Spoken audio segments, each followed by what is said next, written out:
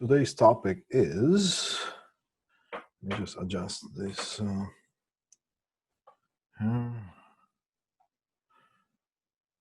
All right.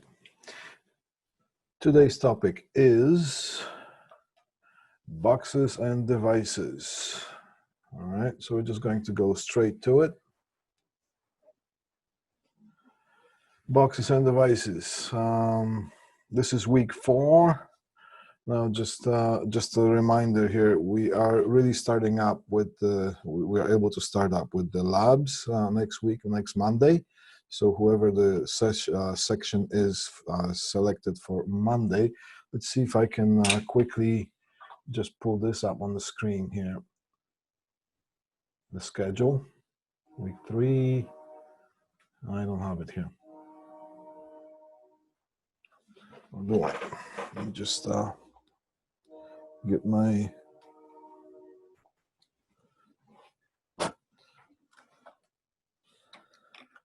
stick in there. All right.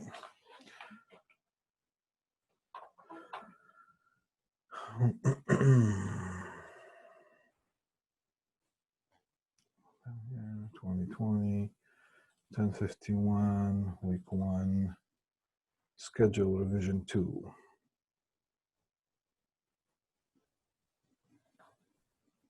Do we have that?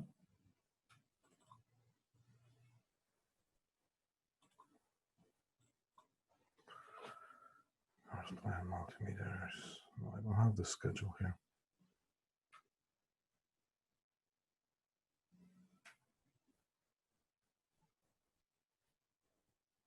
Got the course plan. No, yes, I do. All right, so today is October 15th. All right, people still coming in here. October 15th.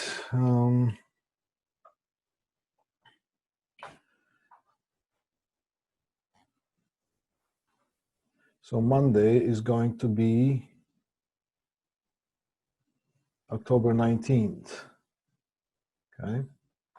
So October 19th, let's say that's the Monday, October 19th. And section 1 here, all right? Section 1, October 19th, 5 to 7 p.m. That's going to be lab 2. Okay. And then there's nothing here. So then Wednesday, October 21st, there's going to be section 3, October 20th, lab 2. And that is going to be for that week. Actually, no, October 21st, again, there's going to be section 5. Okay, so just look at your sections and look at the date, and that is going to be your labs. So, so just make sure that you have your work boots or safety boots with the Omega orange tag and the green tag. Usually, basically, when you have orange tag, you will have green tag there. You need to have your hard hat, and you need to have your safety glasses, and of course, the face covering. And you gotta bring your tools.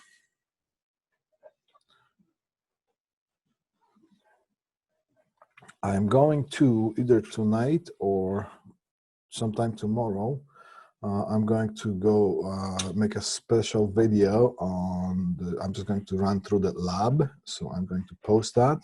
So you're not coming in green, completely green to that lab. You will know exactly what you will be doing, and you will know exactly what tools to bring. Basically, you just bring your whole tool pouch, just like if you were coming to work. The Bookster isn't letting me get the tools. It's not working online.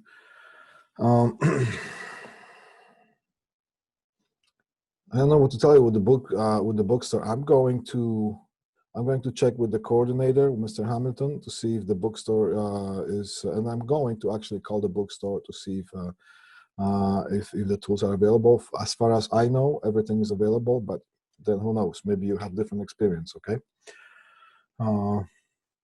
Yeah, so I'll just, I'll check with that. Okay, now, just if you didn't know, just a reminder, bring me on the full screen, and the way to do it is you're going to see this visual here of me. Mouse over that, and then you're going to see 3 dots. Select those 3 dots and select the option that says pin video. That is going to bring me on the full screen for you, and that's all you have to do.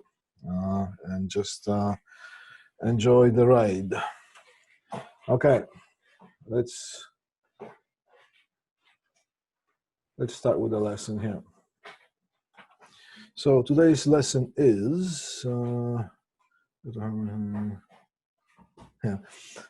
okay, boxes and devices. All right, here's the first slide, and when you see something like that, what can I tell you?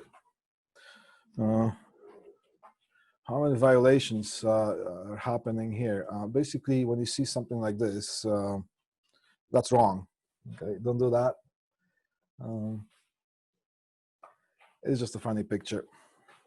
But are you going to see something like that while you do your service calls or come to new installations and you're going to see some previous work? Yes, you're going to see something like that. And you don't want to deal with that. You don't want to be the last person who touched it. This is for the most part, it's a fire hazard. Yeah. So don't install things like that. Now, the Canadian Electrical Code determines the amount of wires of electrical box that the electrical box can hold based upon the following things: the total volume of the box, and the volume of the box is specified in milliliters. Right? The bottle of Coke, the big bottle of Coke that you buy in a store, that's 2 liters. That's 2,000 liters. 1,000 milliliters is 1 liter. Right? Just as a reminder of how the volume is measured. Now, the size of the wires in American wiring gauge, the type of the size of devices, so overall, everything has to be considered. How big is the box? Basically, this whole thing is about, there's a box, the box has a certain size to it, and in the box of a certain size, you can only fit so much before it becomes illegal. What's considered the total specification of the volume of the box in milliliters, the size of the wires in the gauge of the wires, the type of the devices, because sometimes the device is going to be smaller, just like this duplex receptacle that we're going to fit in that box, and of course there are going to be some wires there. The box has certain size, this device has certain size, but if it was GFCI, this duplex receptacle would be much deeper, much larger. So then of course the total size of what's in the box leaves less space for the wires. Okay, so that also has to be considered. And the number of wire connections that is used inside the box. Somebody is still trying to get in. There we go. Now, this is, I'm not teaching you the code here. Mr. Crouch and Mr. Hamilton are going to take you through more details when it comes to the electrical code. I am just getting your thinking started that way. I'm starting you up with this thing here, okay? Now, the number of conductors in the box. This is the table 23 of the CEC, Canadian Electrical Code. We're just going to quickly go over that. We're not going to spend too much time on this. The number of conductors in the boxes. This is the rule 12-3034. The box, here's the size of the box and the type of the box octagonal, square, round box, or device box. And here are the sizes of the box in inches. So 4 by 1.5. Then it will be square. Only one size is 4 times 1.5. So here's octagonal box. So there's 4 inches in the size of the box, and then there's the depth of 1.5 inch. Then there's another box that's octagonal box, which has 8 sides. Octagon stands for 8. Then it's 4 inches by 2 1/8 of an inch deep. Okay, and then you can. I'm not going to read all that here. Now the capacity in milliliters, or in brackets you see cube inches. Okay? So 245 milliliters is considered to be the size of the box, or the volume of the box. Which is octagonal box of 4 inches by 1.5 deep. Okay, then of course 1/8. There's 2 1/8. Of course, that's a deeper box, so of course it's going to have more volume, and so on. And then over here you have how many wires you can fit. The next slide is going to show you what we actually consider to be a wire in the box. Okay. All right. So let's say we have.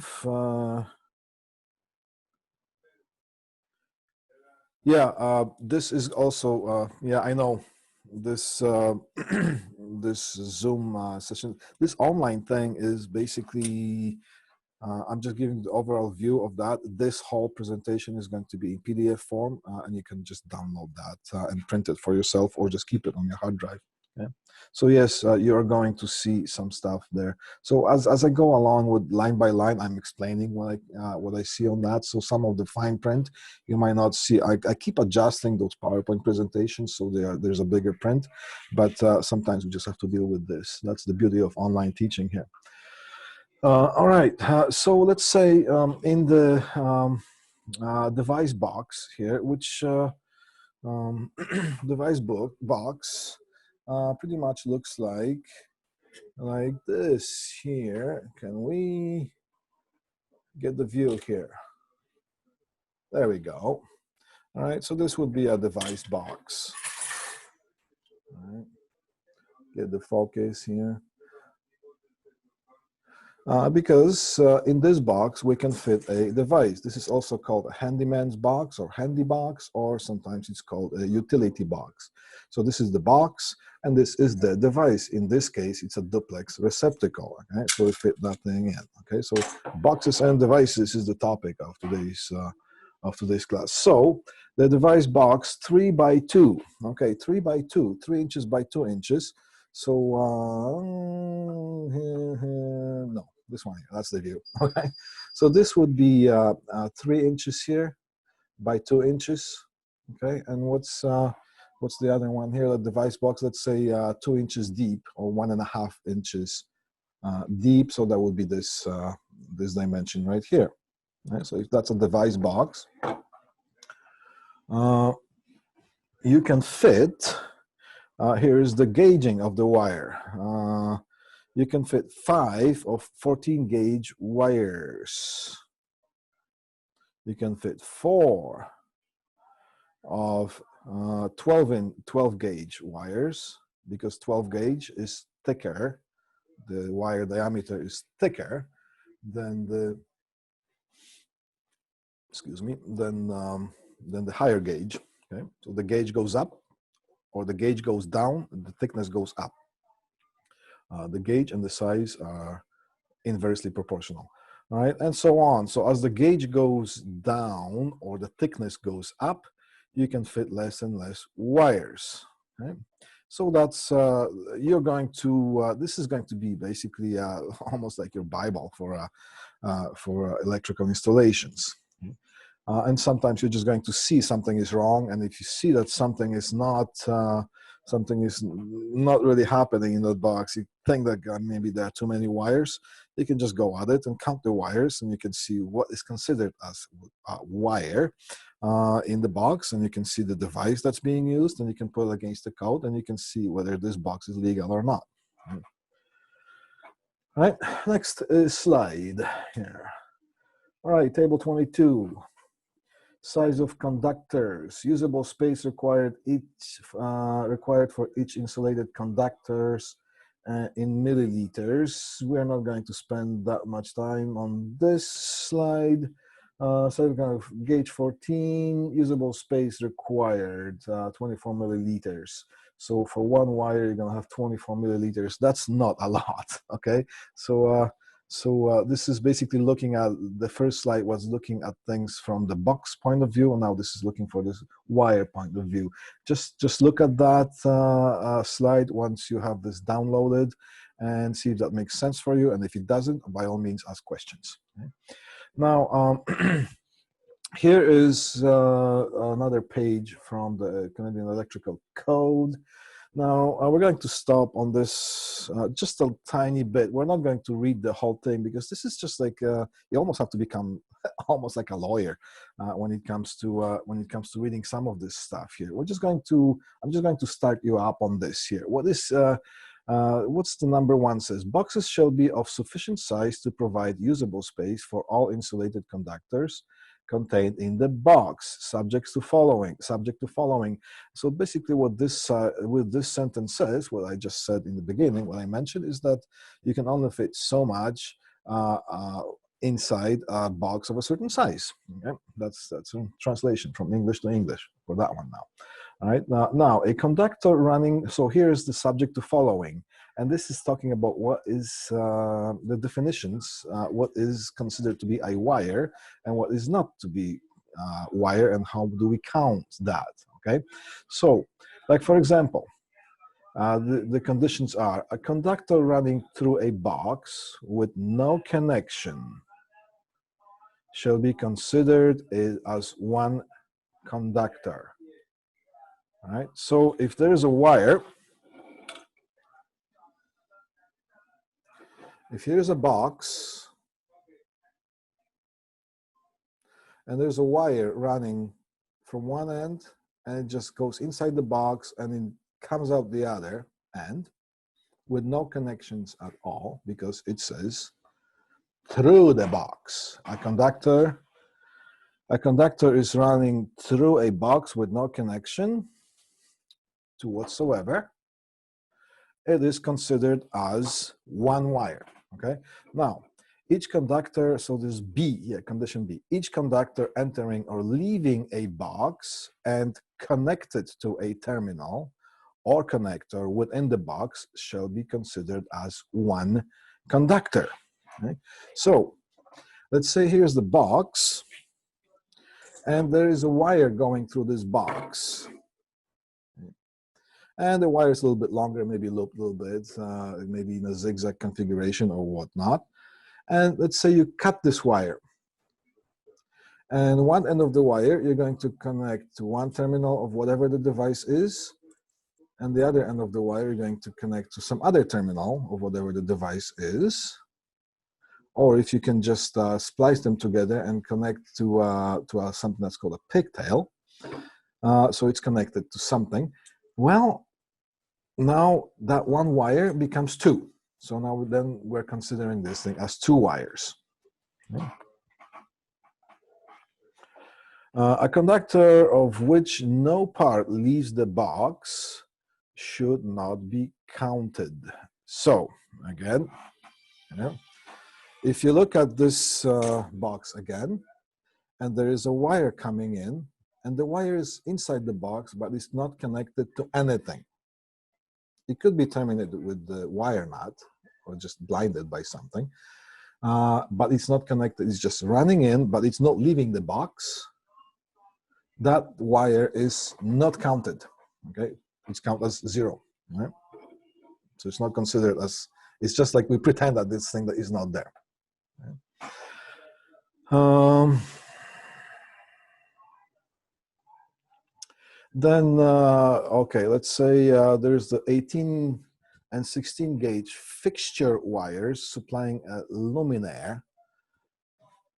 Let me just move the mouse out of the way here. That's the other mouse. Mounted on the box containing the fixture wires shall not be counted.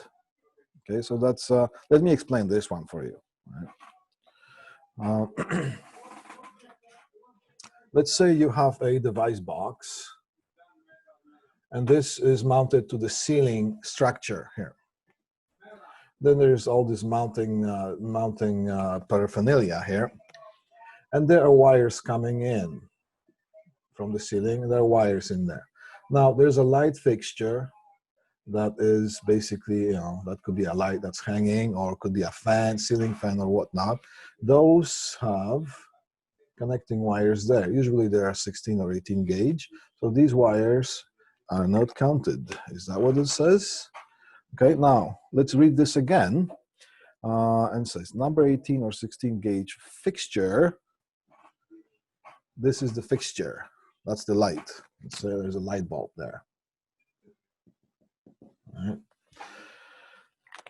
So this is considered as fixture, and that fixture is going to be mounted onto that box, and it has wires supplying the light bulb. So let's read that again. The number 18 and 16 gauge fixture wires supplying a luminaire, a lamp, a light, okay? Supplying a luminaire. Oh, admit somebody's coming in. Supplying a luminaire mounted on the box containing the fixture. Wires shall not be counted, right? Except, and then there's, then there are other conditions and so on and whatnot. So basically, I just told you how what you're up against when it comes to installations. Now, what you have to consider is, first, there is only so much you can fit in a box before it becomes illegal. But the rules are telling us what we can fit, and the rules are also telling us what is what, the definitions. Okay, so some wires you count as one that are inside the box in a certain way. Some wires you count as zero, you don't count them. Okay, so that's basically, I'm just starting you up on that type of thinking. Okay? You're going to get way more details with Mr. Crouch and Mr. Hamilton as you go along. Maybe you already have. If you have taken the code or not yet, I'm not sure, but definitely next term. Okay, let's just keep going here. Now let's see what things look like. This is a single gang device box. What's a single gang? Okay, well, it's a 3-inch by 2-inch by 2.5 inch. So, excuse me. Here's this box. Here. Here's this box. Okay, can you see that? Yeah, that box. Can I see it? Can I put it on the same sort of angle, just to make things neat? Something like that. All right. Okay, that's the box. So this box is, for example, 3 inches by 2 inches by 2.5. Okay, so here's 3 inches. Here's 2 inches, 2.5 deep. Okay. So that's what it looks like. It can fit 8 14-gauge conductors. So that's, that's a lot. That's a lot of wiring here.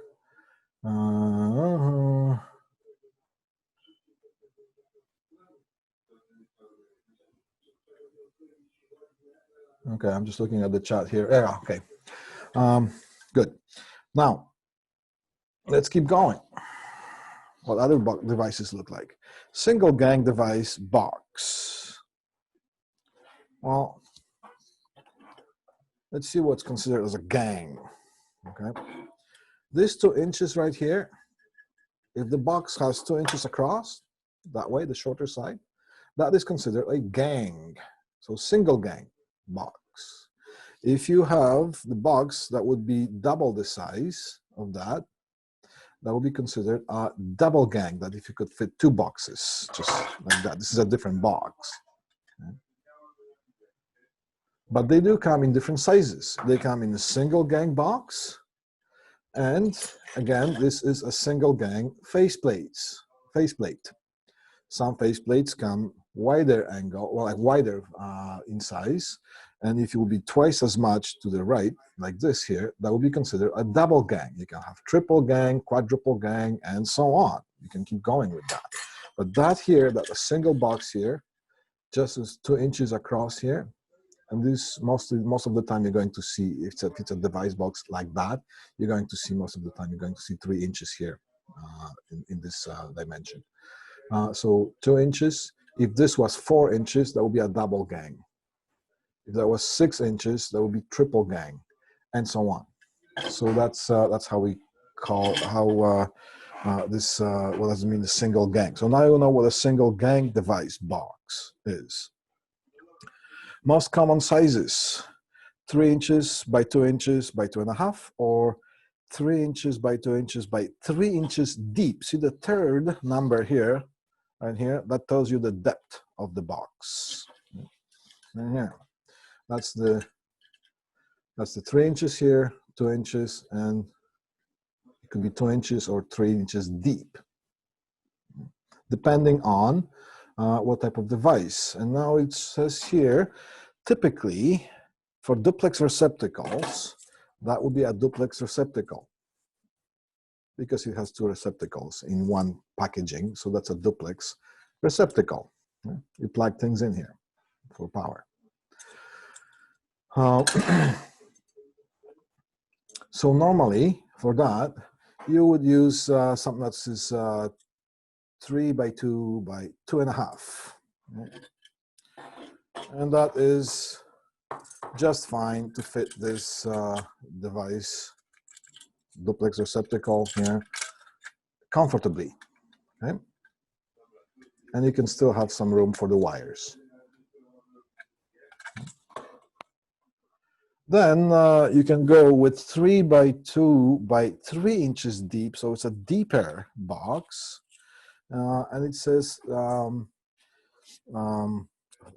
normally for GFCI receptacles. I'm just going to quickly give you a quick run on GFCI. What's a GFCI?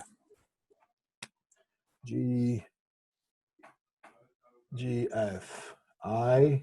Sometimes you're going to see this.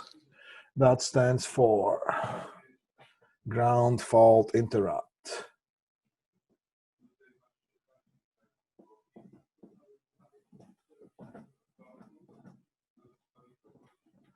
Ground fault interrupt. Or you can have something that is GFCI. So again, you have ground fault interrupt, but sometimes you get that C here, that sensor circuit. Same thing, right? Ground fault interrupt or ground fault circuit interrupt. How does this work? Just a quick run through on how the GFCI works. Let's say you have a wall. Yeah, that's a wall. And over here you have the duplex receptacle, and you have something plugged into it, into that receptacle. Let's say it is a lamp. Okay, they're standing on the floor. So here is the supply cable that comes in from the electrical panel. It goes either up the wall or down the floor. It doesn't matter which way it goes. Let's say just it's coming in to the device box. So it's going to have a hot wire. It's going to have neutral wire. And it is going to have a bond or ground. right? And the ground is connected to the box, and it's connected also to the device.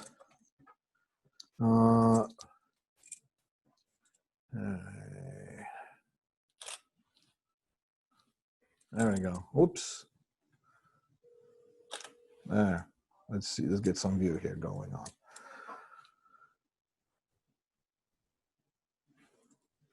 All right. So here would be the ground terminal or bonding terminal.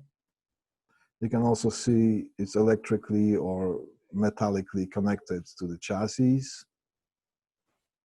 And over here you have the hot terminal.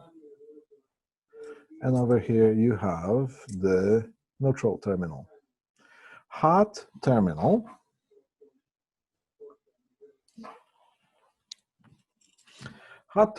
would be black. Neutral terminal would be white. That's BLK, black. And the ground, from the previous lessons, you would see either green or bare. If we had another hot wire, we would be having it in color of red. So so let's say this is 14.2, which means we have two current carrying conductors, and you just have to get that terminology in your head. We have two current carrying conductors and one bonding wire. The current carrying conductor means that under normal condition, when something is powered, let's say the light is on, these wires are meant to be the working wires. They carry the current. So these would be the current carrying conductors, and the ground or bonding wire, and you should know the difference between grounding and bonding by now. Excuse me. That would be just a safety conductor. Okay, so the current goes from the hot wire, goes to the light bulb, and it just keeps flowing, and it comes back to the electrical panel through the neutral wire. It will be the return wire. So one will be supply wire, hot, or the other one will be the return wire, and it's neutral, and it's not hot. Yeah. Now, from the first Kirchhoff's law, or Kirchhoff's law, you will know, if you haven't studied that yet, you will, is that when you have a certain power supply, I'm just going to lower the light a bit. There we go. If you have a certain power supply and it supplies electric current into some sort of a load. Let's say the current flows this way and it comes back that way. What we have, the situation here is that this current, I, it doesn't go anywhere else. So this current, it is nothing else is connected and going anywhere else. Then this current all the way across the circuit in this whole loop is going to be the same. So the current at this point is equal to the same current at this point, is equal to the current at this point, is equal to the current that goes through whatever the device is, and it also is going to be equal to this current that's here. That's one current. So the GFCI, the ground fault interrupt circuit, is sensing that. It knows, it is actually checking if this current is equal to that current, right? All the time. Now let's say there is some, like let's say this device is in a box, and maybe somebody made a poor connection and something has touched the box, which is connected to ground, right here. So some of the current that is supplied is going to escape to ground. So the current pathways are different now. Some of the current is going to go this way here, and it's going to split. Some is going to go to ground, and some is going to go through the load and come back here. So at this point, some of the current has escaped before it went or during whatever has happened inside the box. So this current is not going to be equal to the supply current is not going to be equal to the return current. And that GFCI device, which is basically a bigger version, deeper version of the duplex receptacle. I don't have it here, but it's just, it looks the same basically, but it's just, it looks like a cube on the other side. So it's deeper here. Right? And it has a circuitry that senses that. And usually, if the receptacle comes wet, you know, it's flooded with water or anything like that. Usually, that's those are, well, they have to be installed by the bathrooms anywhere that there's water. So by kitchen sink or in a bathroom by the by the sink, those GFCIs have to be installed because there's a chance of water coming onto those devices, and the water can conduct some current onto the ground. So this current is not going to be equal to that current. And while that happens, that is not a good situation, this GFCI device is going to sense that, and it's going to trip. It's going to disconnect the power to it. So now you know what GFCI is, if you haven't already. Okay? Now, let me just erase this thing here because just so you can, if I don't, you're not going to be able to see my pretty face, and that would be terrible. Okay. Yeah, I know. Yeah. The art of erasing the plexiglass.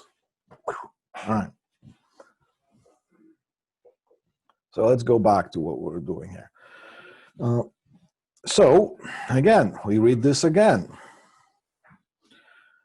The most common sizes and uses for the single gang device box. You know what the single gang device box is, and the device box is, as opposed to just a junction box, is that in the device box is meant to hold a device. It could be a light switch, it could be a receptacle, it could be a dimmer, it could be whatever, right? That device. As opposed to just a junction box that you bring a bunch of wires together and just connect them and you just close the damn thing here, all right? Now, most common sizes would be 3 inches by 2 inches. That's the size of the parameter of the box, and here's the depth for regular duplex receptacles, not GFCI. But if you have GFCI, you need to have a deeper box. You need to have a deeper box because the device is bigger. Now, again, for single gang box, the front face, here's that line here on the bottom here. The front face of the box extends 1/2 inch in front of the stud for drywall. Right. See if we can see this here. All right, here are some of those spikes. Usually those spikes would be here. Over here, we're going to have 2 inch, sorry. No, this one here is not going to show.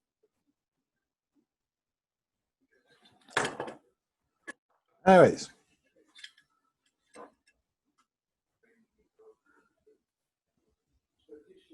How can I, all right, you know what? I'm going to explain it to you this way here. Let's say you have a wall structure. We have a lot of trains here coming today. You have a stud, 2x4. This would be the ceiling. This will be the floor. Okay. And there will be studs, many studs. They just keep going this way, so that will be a wall here. All right. We're looking for the side, from the side of the wall. Now you're going to, when you install the box, we need to install the box ½ inch so it sticks out, ½ inch. Can we, yeah.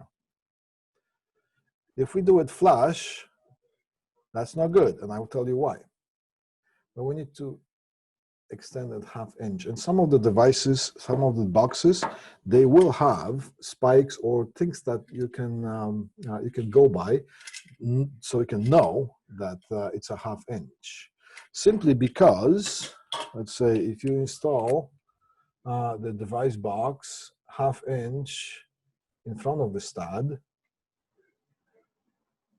all right, whatever it is, then when the drywall comes, when the drywallers come, and the drywall will have ½ inch thickness, then the device box and the drywall are going to be flush with each other. You're going to have smooth surface.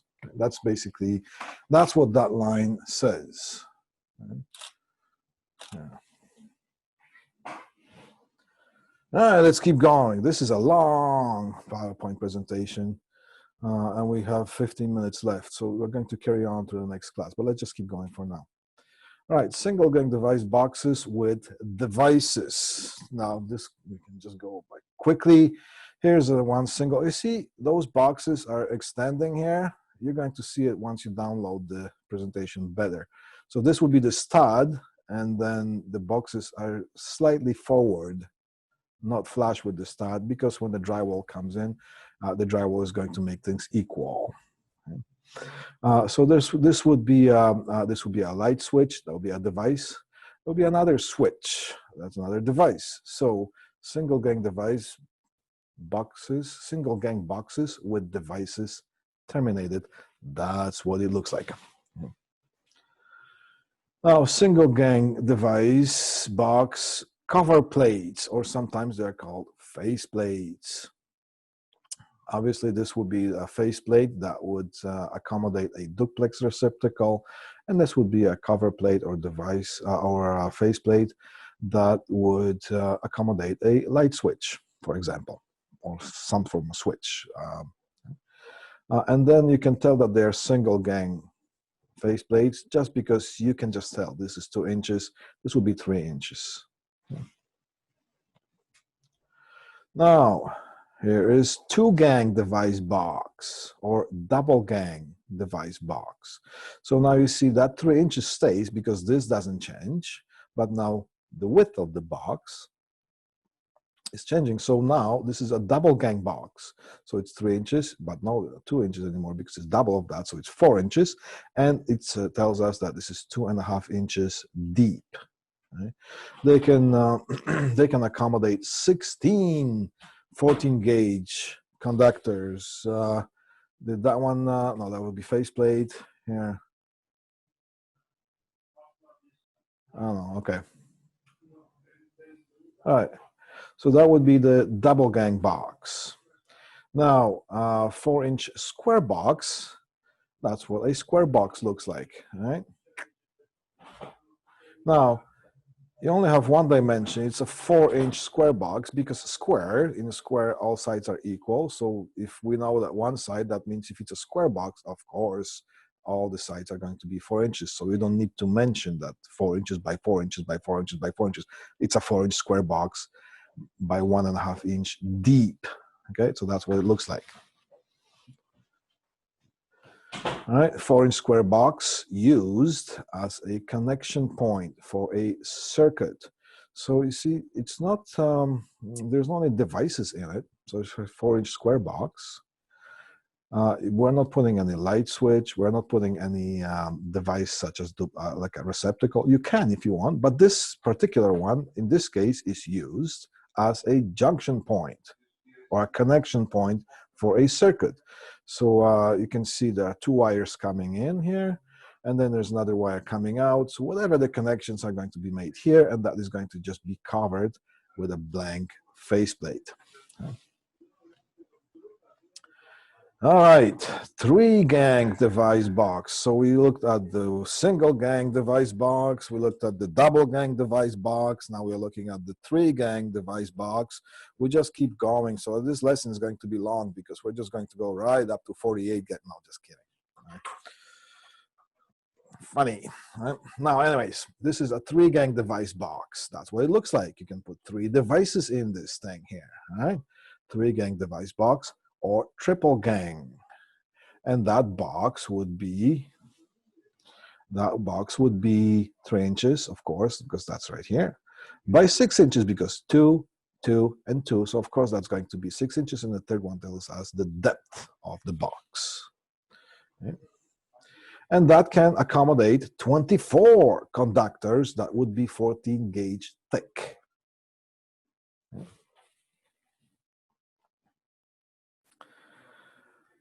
There's a 4-gang.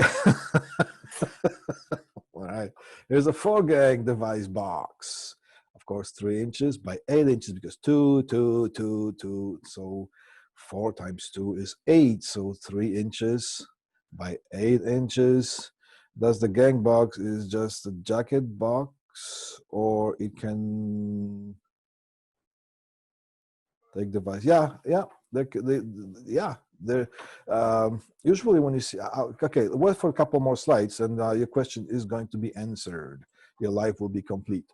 All right. So 4-gang device box. So it's just, so the third one also tells you the depth of the box. Okay. Now here's an example of a recessed 4-gang device box. If you go to electrical distributors, or sometimes if you go online, you will see many types of boxes that were supposed to service different purposes. Now, this device box, let me just erase that so I can be nice and clean here. This device box is accommodating some audio wires. So there will be some service cables going into this duplex receptacle. So they'll be providing power. But over here, what do we have? Different purposes. There's a telephone cable going in there. There will be a coaxial cable here.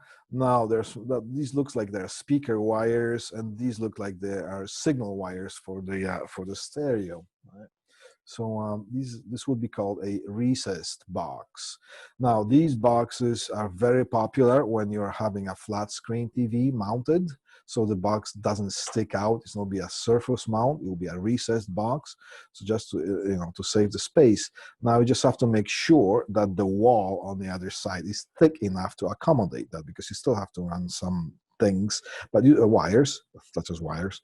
But usually there would be the wall, the recessed box would be no thicker than the wall. It's all calculated, it's sold on the market, and the wires will be coming either from the top or from the bottom. Okay. All right, there's another example of a flush mount or recessed flat screen TV's box. Right? So here's the power there, and there's some other cables coming in, signal routing cables. Maybe this will be speaker connections. So depending on whatever the purpose you need, there are boxes for you. There's a box for everyone and for every purpose. Now, gangable boxes. Right? This box here, and it's also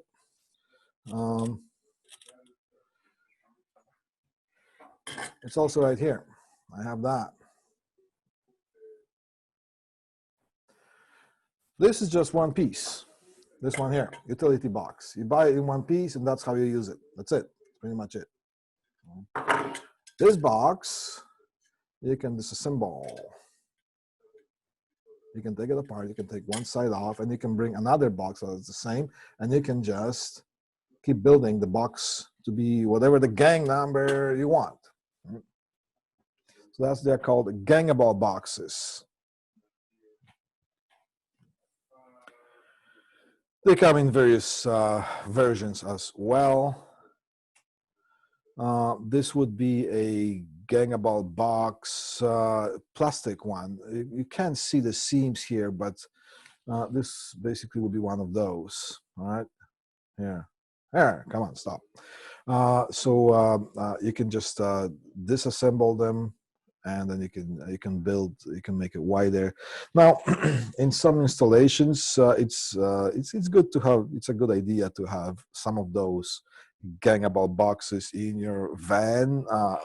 So if you need to, some installations, you come situations that you need to extend the box, you can. However, when it comes to larger installations, you order the boxes to size because you pay the same money for that. And if you plan it well, then you don't have to spend the time to assemble the boxes. Assembling the boxes or ganging the boxes together is when once upon a time you come to a situation that you need to do that. Right? So that's with the gangable boxes. And over here, does the gang? So here's the question: Does the gang box? Is it just a jacket box, or it can be used as for device as well? So yes, all right, or junction box. Yes. So in this case, this gangable box or the gang box. So this is how many gangs do we have? 1, 2, 3, 4, 5. So this would be 5 gang box or quintuple gang box.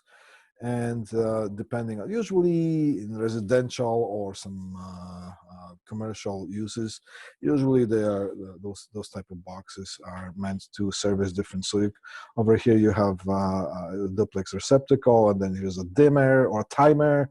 There's a dimmer, and there's a couple of light switch, or maybe sometimes you can see in some of the classrooms as well. You can see those installed to basically so you can control different lights by different switches here.